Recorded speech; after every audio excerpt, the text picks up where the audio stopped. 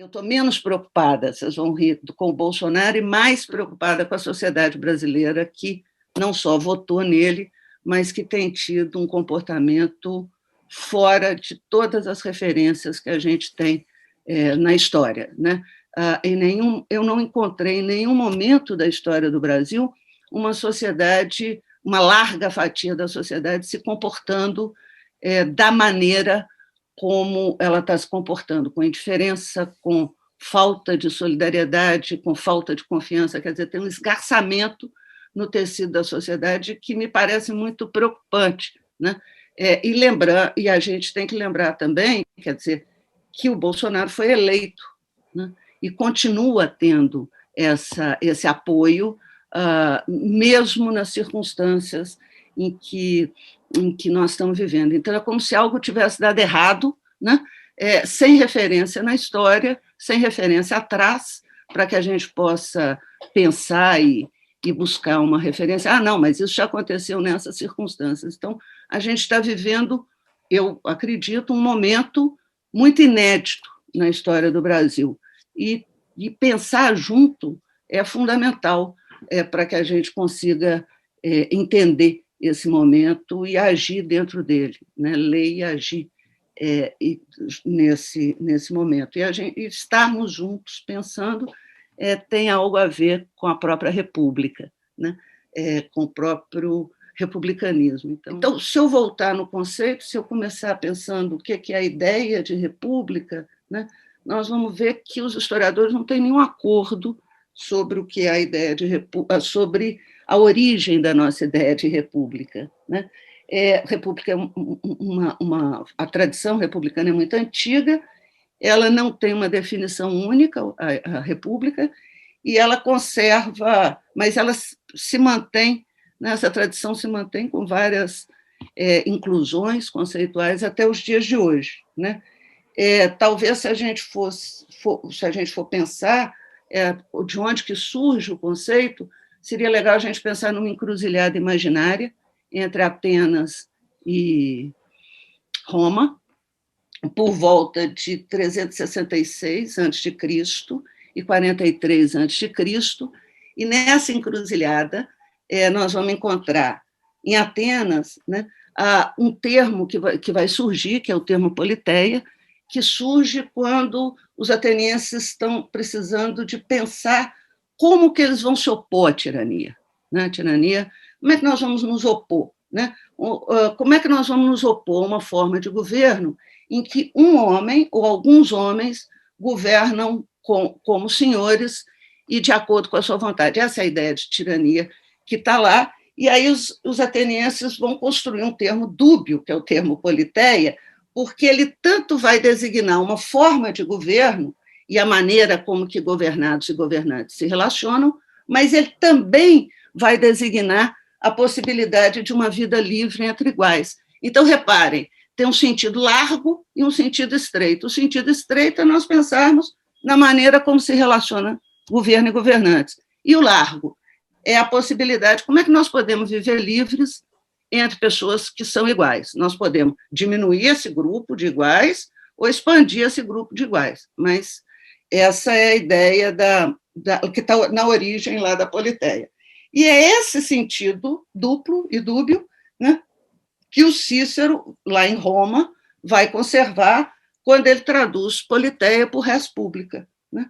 O Cícero é um senador e cônsul em Roma, ele quer nomear um conjunto de instituições que poderiam fazer funcionar o regime que os romanos criaram num momento importantíssimo da história de Roma, que é o regime libertas, né?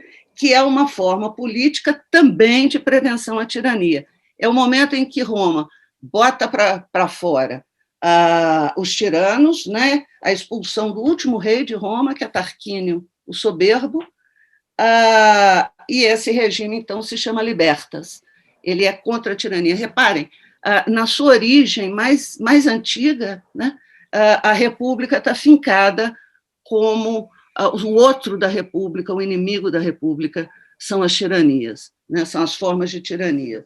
O Cícero, quando ele nomeia a república, então ele nomeia diante da tirania. Então, é sempre que nós quisermos combater a tirania, uma das armas que nós temos é pensar o sentido da república, e ele conserva essa ambiguidade que os gregos estão levantando. Então, o conceito de república concentra dois significados também no res pública do Cícero. O primeiro é esse: batizar a administração de um governo capaz de satisfazer as expectativas dos governados e realizar a boa gestão da coisa pública.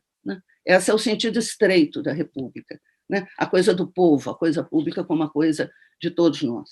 E o segundo significado, que tem um sentido mais amplo, um uso mais amplo, o Cícero quer nomear uma comunidade política, onde as pessoas vão se agregar em função de três coisas.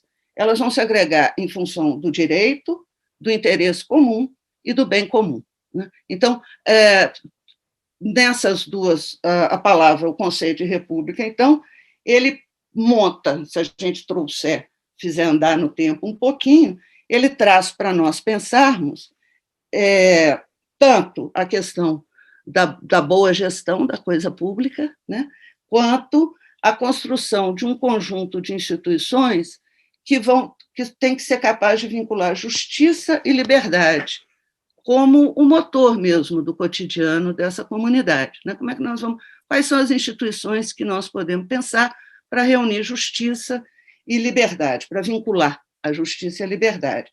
Como é que nós vamos pensar e fazer a vida pública? É a segunda. E qual é o vocabulário e a linguagem que nós vamos usar? Eu vou chamar esse conjunto de isso é o republicanismo. Talvez o que a gente possa pensar na nossa república é que quando nós tivemos uma república vazia de republicanismo. E talvez o ponto que a gente tenha que pensar para hoje é como é que nós, se for útil para a ação política, como se mobilizaria essa linguagem, esse vocabulário, esse jeito de pensar e fazer a vida pública.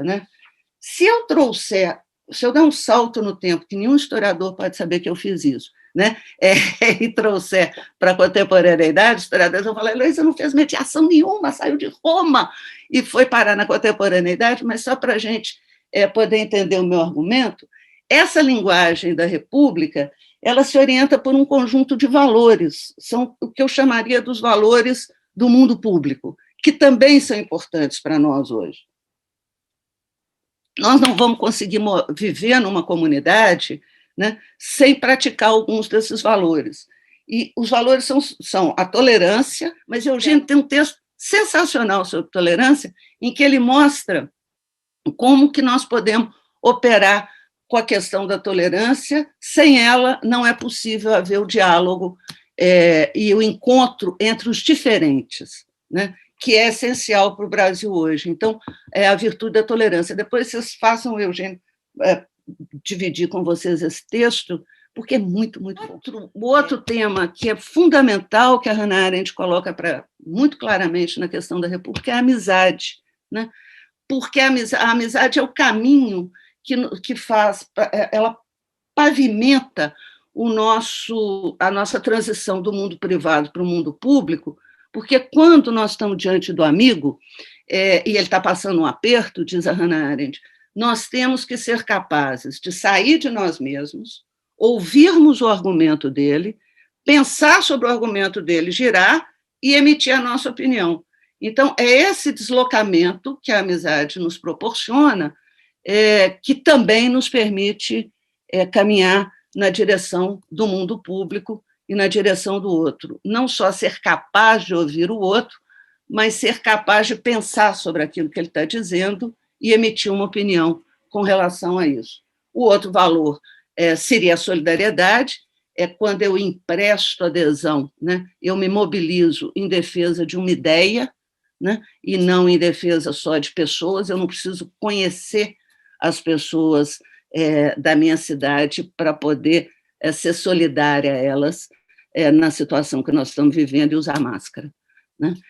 Então, isso nos coloca diante da relação com outros absolutamente diferentes. A fraternidade, nos diz, também estou pensando na Hannah Arendt, ela nos limita a uma fratria, a um grupo de pessoas que têm coisas em comum. A solidariedade somos nós apostando numa ideia, né? Nós vamos nos mobilizar em defesa de uma ideia, não interessa quem são as pessoas, se eu conheço ou se eu deixo de conhecer.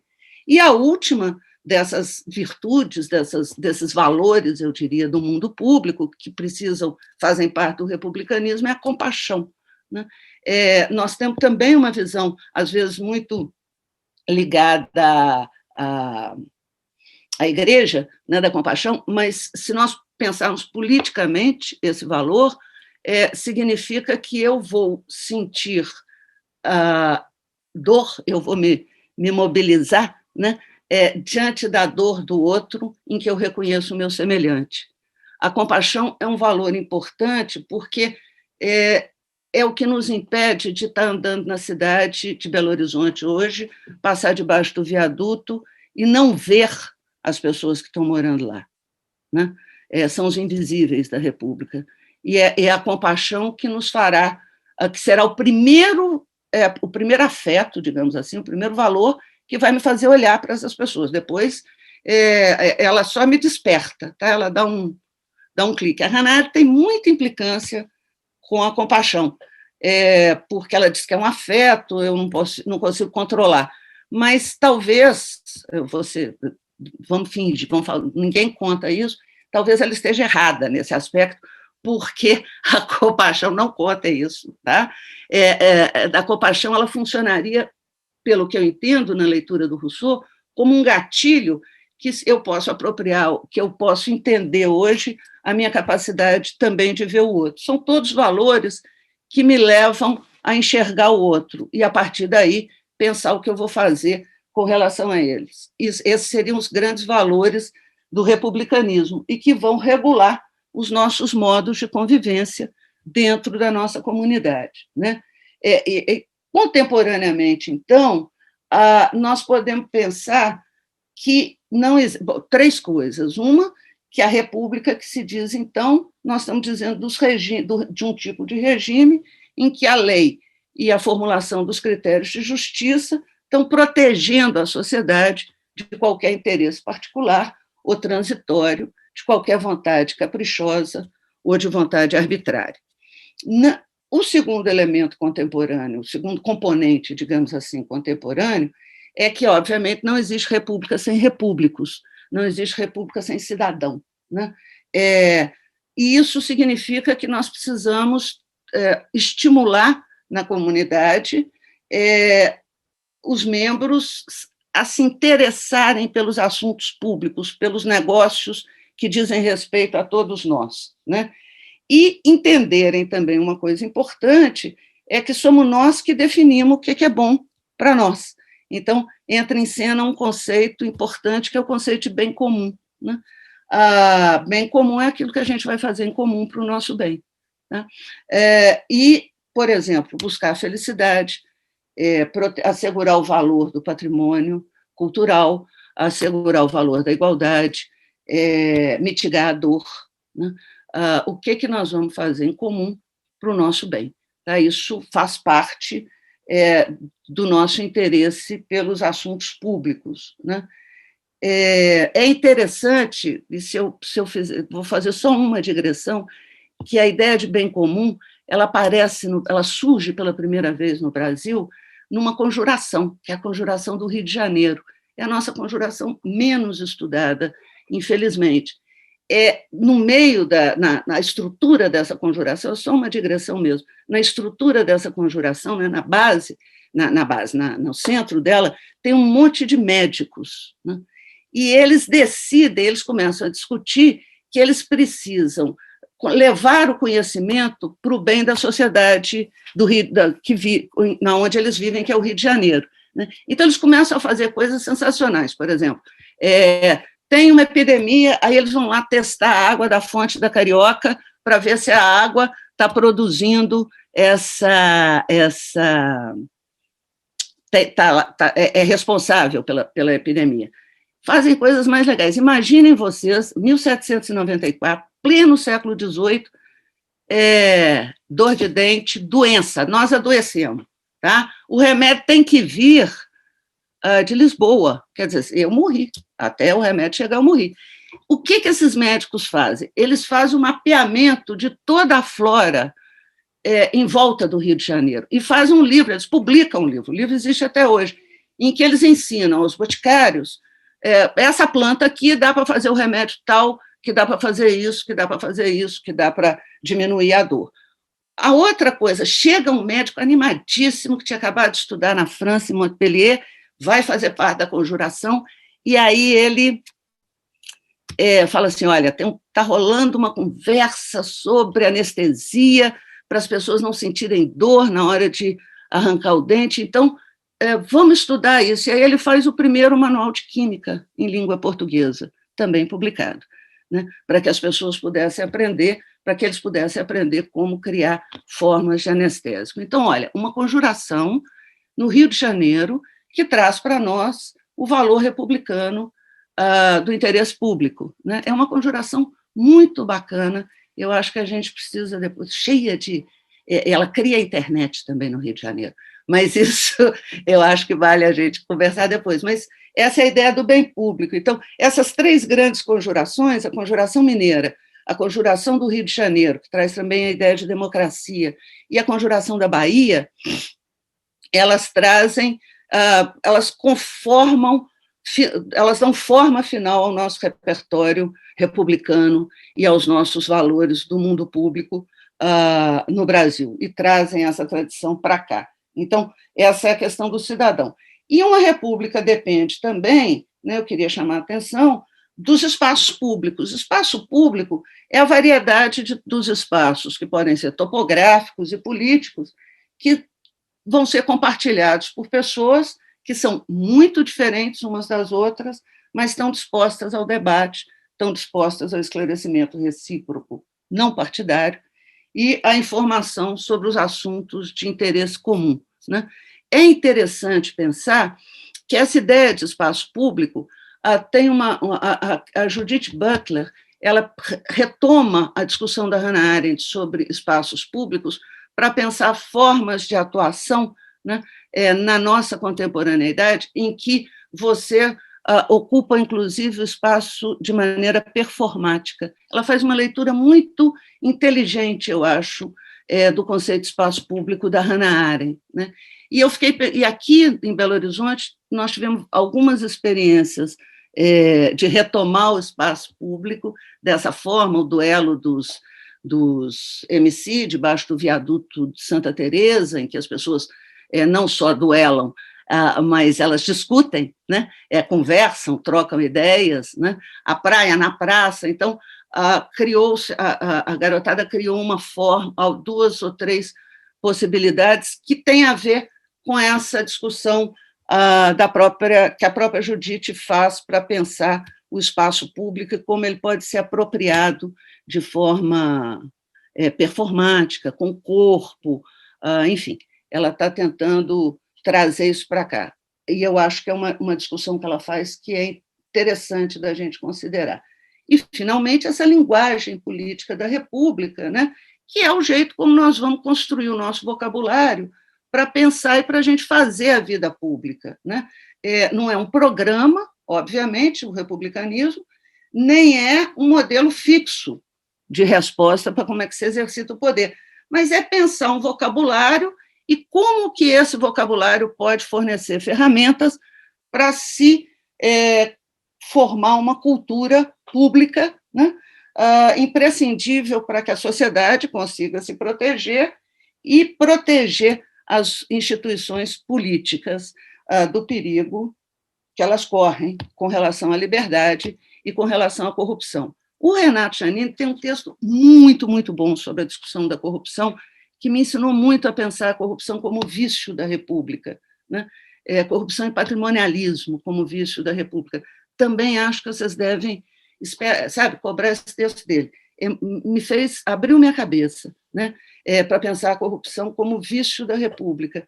Mas é muito legal a gente pensar que essa cultura pública ela também nos ajuda a defender, a defender as instituições, porque essa é uma questão muito urgente hoje em dia, eu acho, para a gente pensar que as instituições não se defendem sozinhas, as instituições democráticas. Ou bem, a sociedade brasileira, ou nós, né, ou parte dessa sociedade, se defende as suas instituições democráticas, ou elas vão ser destruídas, elas vão ser corroídas por dentro, né, que é o processo que nós estamos vivendo hoje. E falar, então, em republicanismo e república na contemporaneidade exige falar em democracia, né?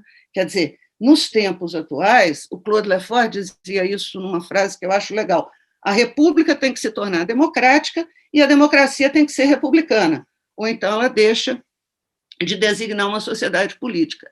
Eu penso que é isso que o Tocqueville já estava vendo quando ele vai lá na democracia na América e se preocupa quais são os limites da democracia no caso da América, né? A tirania da maioria, etc. Mas democracia não é sinônimo de república, né? Eu vou fazer uma coisa completamente suicida aqui, na frente do Sérgio, e dizer que, olha, a democracia é uma forma de governo de sociedade cujo princípio é a igualdade, né? E se a gente pensar no Cícero, na análise muito legal que o Cícero Araújo fez sobre a questão do princípio da igualdade na democracia, como princípio fundante, né? Talvez a gente possa pensar, ele fala, né? O princípio da democracia é a igualdade. E o plebeísmo, que é o princípio da inclusão, né? Como é que eu vou expandir a democracia para o maior, como é que eu vou incluir o maior número possível de pessoas, ele chama do plebeísmo, e faz uma discussão muito interessante sobre essas duas coisas, não, sobre esses dois princípios. Não necessariamente a democracia é inclusiva, né? Se a gente pensar de novo no Brasil, pensarmos na Conjuração do Rio de Janeiro, é ela que traz o conceito de democracia para nós, não moderno, não mais como anarquia, né? Que Pedro I vai dizer, ainda vai usar, mas ela usa como igualdade, né? Quem vai, sem saber que está fazendo isso, quem vai adaptar o princípio, pela primeira vez, na democracia, o princípio do plebeísmo, é a Conjuração Baiana. É ela que abre a possibilidade de incluir o maior número possível de pessoas, inclusive de pessoas pobres, de pretos, né, na República Baiense, que seria fundada ao final da Conjuração Baiana. Nós não achamos na Conjuração Baiana, nós, historiadores, nenhum documento, nenhum panfleto dizendo, e nós vamos abolir a escravidão, tá?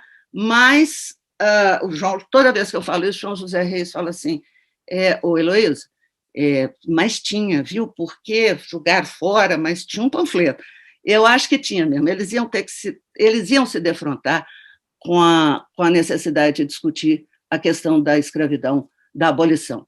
De qualquer forma, tem um movimento logo depois, em 1823, no Recife, que é a Pedrosada, que também é a primeira vez em que a população se revolta, os escravizados participam dessa revolta, é uma revolta pouco estudada entre nós, e é a primeira vez que a Revolução do Haiti, que é a Revolução contra a Escravidão, ela aparece nas formulações do Brasil, porque o pessoal cantava na rua, inclusive, versos em homenagem, canções em homenagem ao Haiti, né? A Pedrosada acontece em Pernambuco. Então, é um momento em que eles vão ter que olhar necessariamente para a questão da abolição, mas essa expansão plebeísta é fruto dos baianos, tá? E aí o plebeísmo é essa ideia mesmo que eu estava falando de como é que eu vou estender a cidadania ao maior número possível de brasileiros, e isso significa estender o direito de participar da vida pública, né? O Cícero fala que é como se a gente pensasse numa franquia da cidadania. É muito muito legal o raciocínio dele, né? Então, e a República, o Renato vai me ensinar que a República os vícios da República estão ligados à corrupção e ao patrimonialismo, e o inimigo da República é qualquer forma de tirania, né? Nesse sentido, talvez a gente possa pensar assim, e o que eu estaria definindo, tentando definir como tirania, não é nós pensarmos só num governante único, mas o tirano é aquele que não vai levar em consideração o interesse público, não vai respeitar a liberdade do cidadão e vai agir fora dos critérios de justiça e fora da função agregadora do direito, né? Então, nos dias de hoje, quando eu reaproprio o ideário republicano, eu estou pensando nos problemas que são próprios da nossa sociedade. O ideário republicano dá conta de pensar, de enfrentar ou de fornecer ferramentas para que nós possamos enfrentar problemas próprios da nossa sociedade, né? E talvez pensarmos que certamente ele nos ofereceria ferramentas para que nós tomássemos posição em defesa da liberdade, ele nos ajuda a identificar, nos fornece ferramentas para identificar os modos como a democracia pode ser subvertida internamente, né?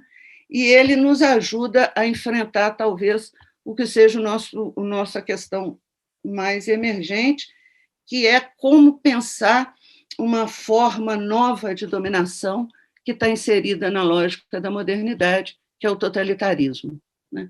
E como que o totalitarismo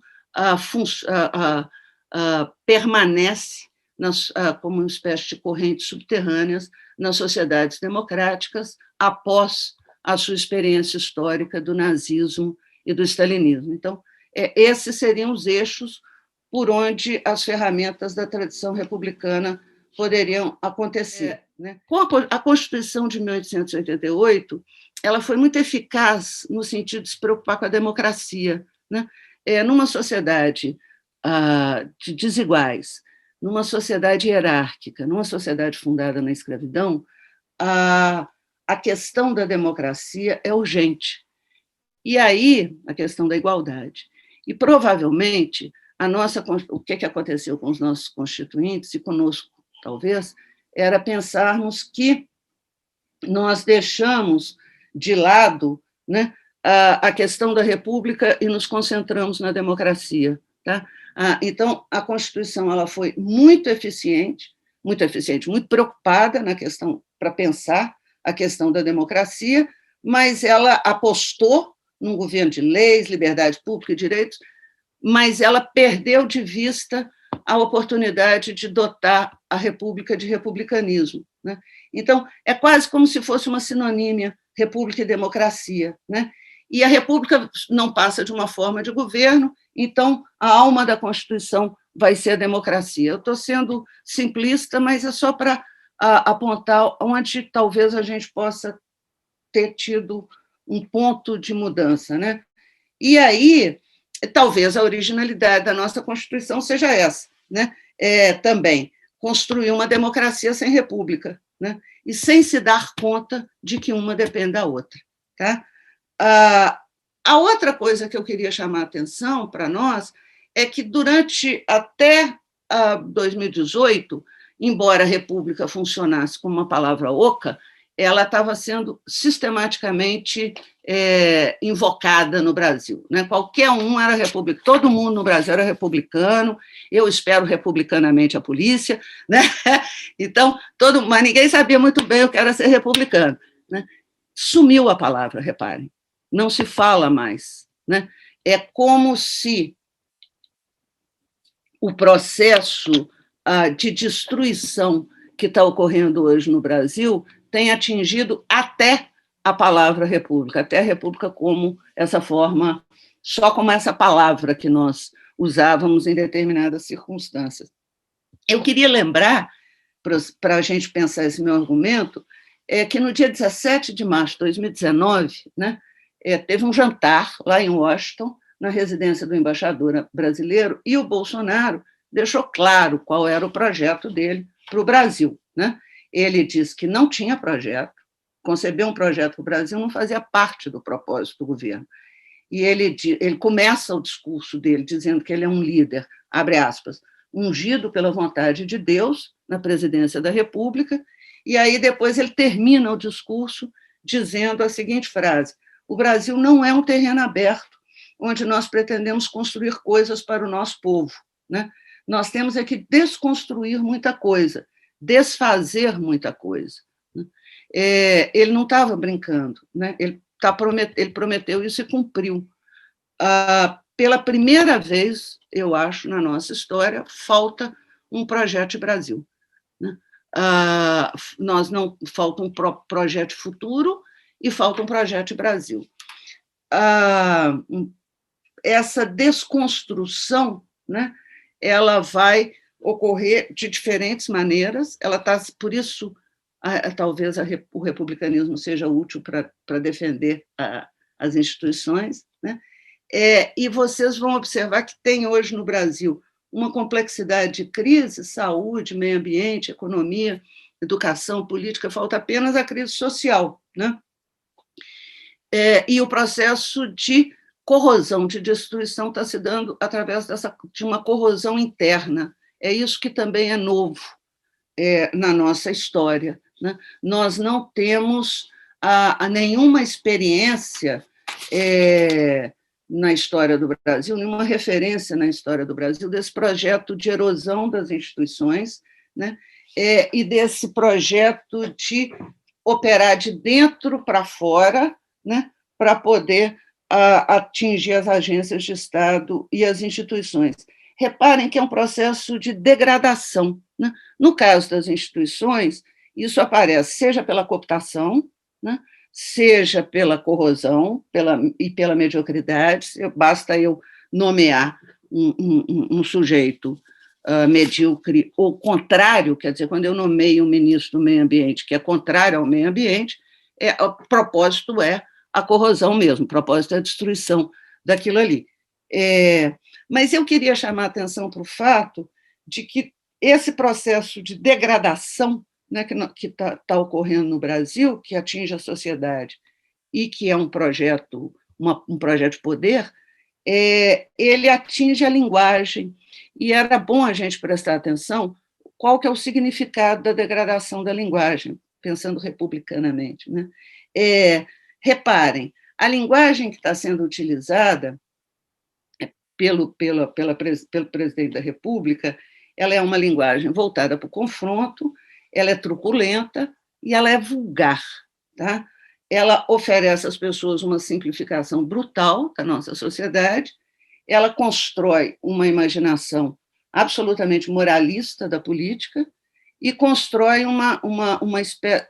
Ela está fincada no que eu chamaria de ela explicita uma utopia regressiva, né?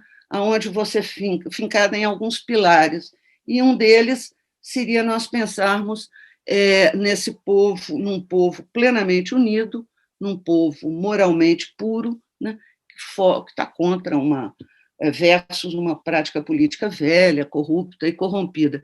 Reparem que essa utopia regressiva que pensa o passado, ela recorta momentos do passado que nunca existiram como ela é apresentada, mas que funcionariam como o nosso lugar ideal, deles, né? Lugar ideal para pensarmos para onde nós deveríamos voltar, né? Eu estou muito interessada em pensar em que significaria construir essa utopia regressiva, porque isso tem muito a ver com a linguagem que está sendo utilizada e com a maneira como eu chamo a sociedade, os setores da sociedade, a adesão para esse governo, né?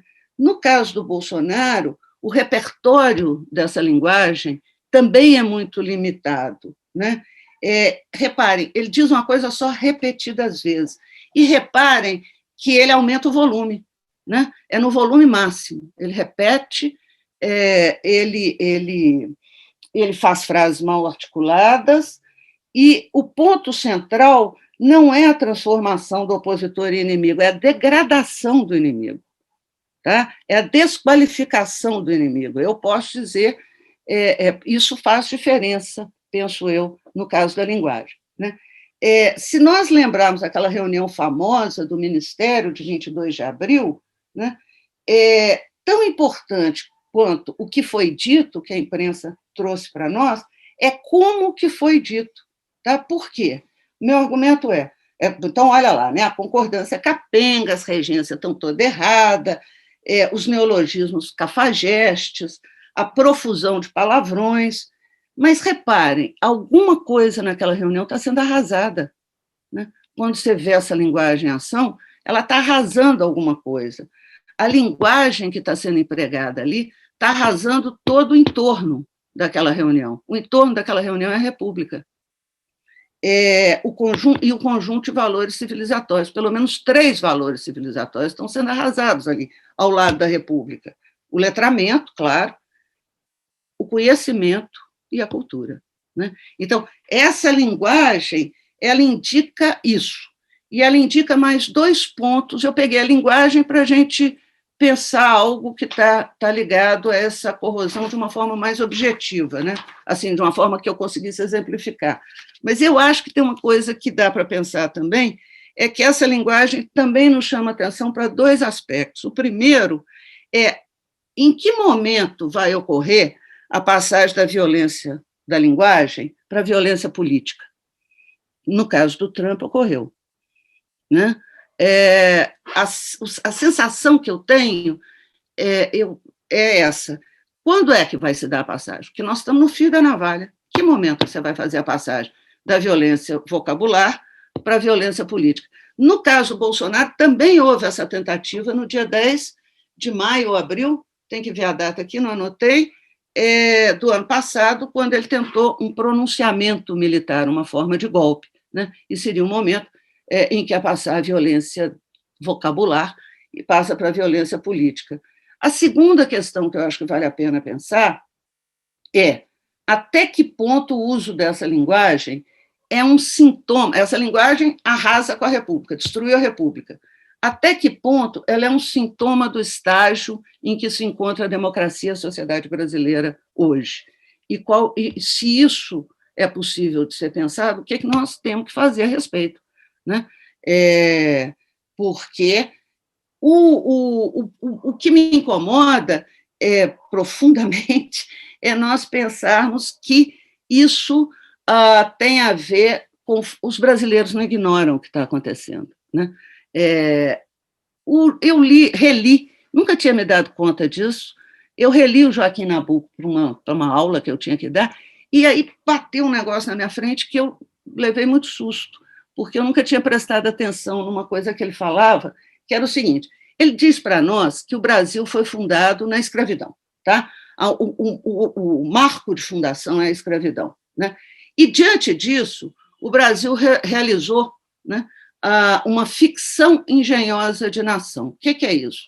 Ele falou, olha, nós modernizamos, criamos uma modernização, criamos os valores civilizatórios apenas como uma camada superficial externa. Ele fala, é a nossa epiderme civilizatória, é a nossa epiderme para que a gente possa recobrir a nossa sociedade autoritária, violenta, desigual e hierárquica. Né? Essa capa epidérmica, diz o Nabuco, é a nossa ficção engenhosa de nação. Eu achei um negócio inteligente que o Nabuco falou. E eu acho que é premonitório, porque essa camada epidérmica se rompeu numa fatia da sociedade brasileira. Né? Se essa ficção de nação que modernizou superficialmente a nós, ela se rompeu numa parte significativa da nossa sociedade. E o exemplo mais fácil da gente ver é pensar que, em fevereiro de 2021, nós temos 250 mil mortos e existe uma indiferença e uma frieza da sociedade diante deles. Né? Uma coisa que me preocupa, nós estamos sendo incapazes de fazer o luto. Né? Isso me... Sabe? Vejam, fazer um grande luto, um grande quarup, né, para celebrar os nossos mortos e nos despedirmos deles, hoje é oposição, seria um gesto de oposição no Brasil, sabe? Conclamar a sociedade brasileira para dizer, gente, 250 mil brasileiros, vamos fazer o luto? Né? Isso é um gesto político, isso diz muito da sociedade, para que a gente tenha que pensar sobre isso agora. Né? Então, é isso que eu estou chamando de degradação. Né? Talvez esse tenha sido o efeito mais forte da Covid, né? Expor aos brasileiros essa versão envilecida do próprio país. Né? Então, eu acho que nós vamos ter que pensar a República hoje a partir dos seus valores, do republicanismo, talvez ver se ela nos oferece ferramentas mesmo, né? E pensar que a República a partir do seu inimigo, que é o ataque à liberdade e as formas de dominação. Porque o que nós temos na história, nós não temos nenhuma referência para o que nós estamos vivendo hoje. O tempo presente é o nosso grande desafio projetivo. Né? Nós estamos diante da urgência de pensar um futuro, né? Que ajuste contas com o passado, como diria o Joaquim Nabuco, né? Mas que esteja enraizado nesse nosso presente. Então, nós precisamos chamar as pessoas para se reunirem o mais depressa possível em torno daquilo que sejam os nossos valores. Né? E, por outro lado, se a nossa república é deficitária, existe uma longa tradição republicana no Brasil, como eu tentei fazer algumas ideias. Nós temos um legado de liberdade, nós temos um legado de democracia e nós temos um legado das nossas grandes conjurações. Né? E da República Pernambucana de 17, nós temos um legado republicano. Então, nós podemos acionar esse legado para que ele nos ajude a pensar o que nós estamos fazendo hoje. Porque, vejam, nós temos um espólio e a história não terminou. Né? Então, eu acho que está na hora de nós enfrentarmos o que nós estamos vivendo e talvez fazer o nosso luto, começar a fazer o nosso luto em respeito aos nossos mortos, porque isso é importante, que é um sinal de que a sociedade voltou, as pessoas voltaram a se preocupar umas com as outras. Então, talvez o nosso legado, o nosso vazio republicano possa começar a ser preenchido com luto. Quando nós participávamos do grupo de estudos sobre república, há mais de 20 anos, eu coloquei como diferença a oposição entre república e democracia. Eu me sinto sempre acho que a república é deficitária em relação à temática da democracia. Sempre acho que a temática da república deixa um pouco a desejar em relação à temática democrática. Pegando o ponto de partida, né? República é termo romano que define muito mais para que funciona um poder político do que por quem ele é exercido. A res pública, o propósito da república, portanto, é o bem comum. O que você, aliás, mencionou a propósito dos conjurados médicos do Rio de Janeiro. Ao passo que, na democracia, o que me parece interessante é pegar a fonte grega, ateniense, e pegar, sobretudo, os inimigos, os detratores da democracia, que eles são muito interessantes. Eles acusavam a democracia de ser o regime no qual os pobres iriam confiscar os bens dos ricos.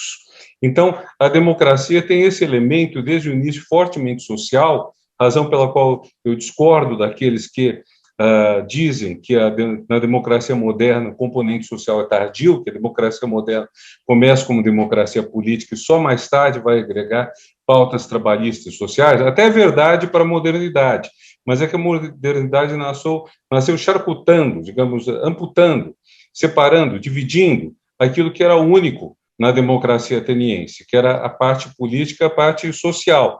E essa parte social, esse desejo dos de baixo, dos mais pobres, é um desejo. Quer dizer, o contraste entre república e democracia, o Gênero estava aludindo a isso, é que na república a questão da vontade, da força de vontade, da abnegação, da renúncia à vantagem própria é fundamental, ao passo que na democracia o desejo dos de baixo de querer mais, de ter mais, é fundamental. Acho que é muito difícil entender a política brasileira das últimas décadas, sem pensar que o PT foi um partido que apostou pesadamente nessa vertente democrática, os de baixo querendo, desejando mais, procurando uma expansão do que tinham, e até porque para ser mais, você tem que ter mais numa sociedade desigual. Então, esse é o ponto. Quer dizer, eu acho a pauta toda da República muito importante, muito interessante, mas eu acho que ela tem um certo elemento insuficiente. Então, eu não penso que seja... Eu acho correto falar em plebeísmo, a propósito da democracia, em igualdade, mas não se pode... a oposição que você não fez, mas que alguns fazem, entre liberdade como propósito da direita e igualdade propósito da esquerda, eu não concordo. Acho que o Bobbio é muito bom a respeito, né? Só uma coisa, Renato, que talvez nos ajude. Eu concordo com você, acho que a democracia, você colocou bem, claro, mas veja, a minha questão é o que uma completa a outra. Eu, nesse ponto aí, eu não posso pensar uma república que não seja democrática e uma democracia que não seja republicana. O giro da república talvez esteja, né, o que talvez nos permita pensar uma república contemporânea está lá no Tocqueville, é o interesse bem compreendido, é o fato de que o interesse na República Romana, né, nós estamos pensando na virtude cívica, que é muito bom, nós temos uma sociedade onde a dimensão cívica exista. A novidade a modernização, talvez trazida pela Revolução Americana, seja pensar que o interesse também pode ser um motor, um princípio de ação republicana. E o interesse bem compreendido numa sociedade, né, produz, ele opera tanto do ponto de vista das elites, que são capazes, portanto, de ganhar mais, mas agindo no sentido público, né, na boa compreensão da coisa pública, e também te permite pensar a questão das camadas não favorecidas, ou na questão de como é que eu vou ampliar. O Lula operou um pouco no seu primeiro governo, no interesse bem compreendido, quando ele tentava relacionar tanto a questão da expansão, né, da expansão dos benefícios, da expansão social, né, numa forma de enriquecer, das pessoas poderem desfrutar de bens, né, as pessoas pobres, e, ao mesmo tempo, sem retirar isso, estimulando isso do ponto de vista das elites. Eu acho que foi um jeito inteligente do Lula de fazer o interesse bem compreendido. A gente pode até botar uns defeitos, que nós somos bons de botar defeito, mas eu acho que ele fez uma coisa novíssima, né?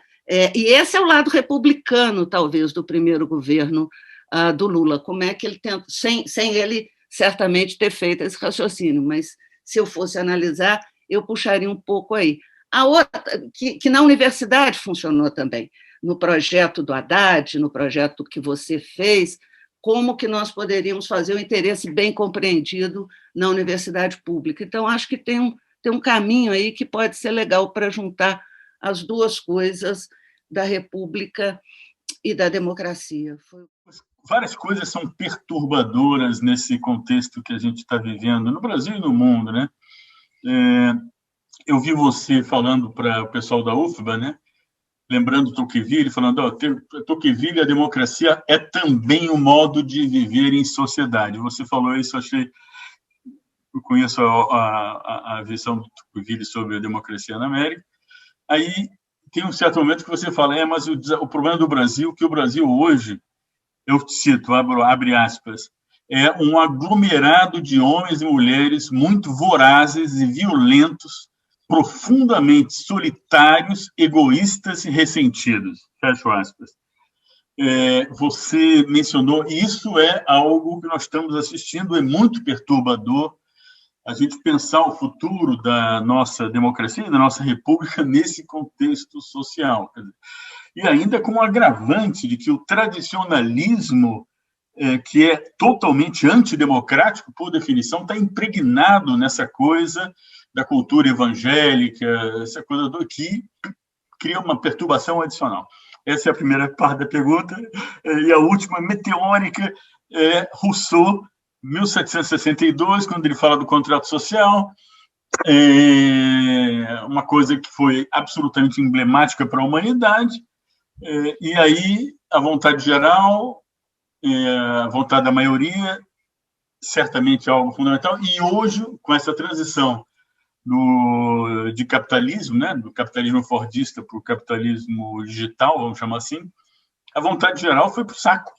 A vontade geral agora é a vontade do indivíduo, né? O cliente, a vontade do cliente, é a singularidade. Quer dizer, isso, para mim, é altamente perturbador.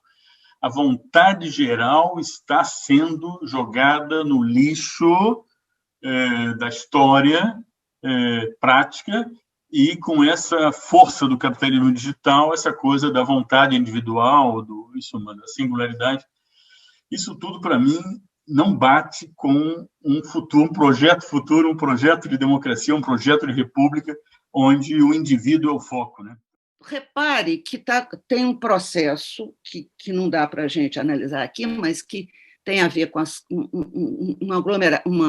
um conjunto de crises que produz um efeito na sociedade brasileira. É um efeito de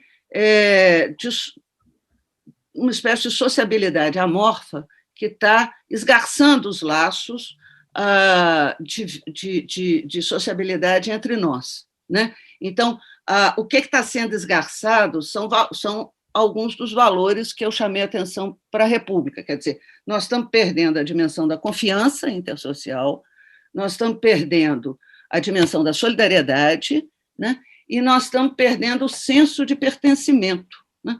Se você voltar 100 anos atrás e olhar a gripe espanhola, o que foi mais evidente na gripe espanhola foram as formas como a sociedade, nos diferentes cidades, Bahia, Salvador foi impressionante, Belo Horizonte também, para dar 2 exemplos, a maneira como as pessoas se protegeram umas às outras, né? Então, o Marx dizia que a história se repete como tragédia e como farsa, ele esqueceu de dizer que se repete como degradação, porque o que nós perdemos nessa repetição é exatamente essa dimensão, esse esgarçamento desses princípios. Isso produz um tipo de sociedade, isso produz uma alteração no nosso tecido social que vai funcionar, que vai isolar cada vez mais os indivíduos, menos cidadão e mais indivíduo. Então, é aquilo que tem uma pichação famosa no Rio de Janeiro, que é muito interessante, que não fui eu. Tá? Então, eu não tenho nenhum compromisso com essas pessoas, sou eu e a minha carteira, sou eu e os meus espaços mais privados, a minha família e, eventualmente, a minha igreja, né, que me dá alguma proteção. Qual que é o efeito disso? É a solidão das pessoas, né? É uma massa de indivíduos solitários, né? A solidão produz um efeito, a solidão na sua chave política, né, ela produz um efeito terrível, ela torna as pessoas supérfluas, né? Nós perdemos a proteção, como nós estamos vendo hoje na Covid, né? As pessoas são supérfluas, elas não têm direito à proteção, né? Isso é o fruto da solidão política. Então, quando eu digo que é um aglomerado de pessoas vorazes, é a consequência desse processo, né? Desse processo em que os indivíduos estão numa massa isolados uns dos outros, solitários, né? E isso elimina a possibilidade de pertencimento e produz esse aglomerado de pessoas vorazes e de pessoas egoístas.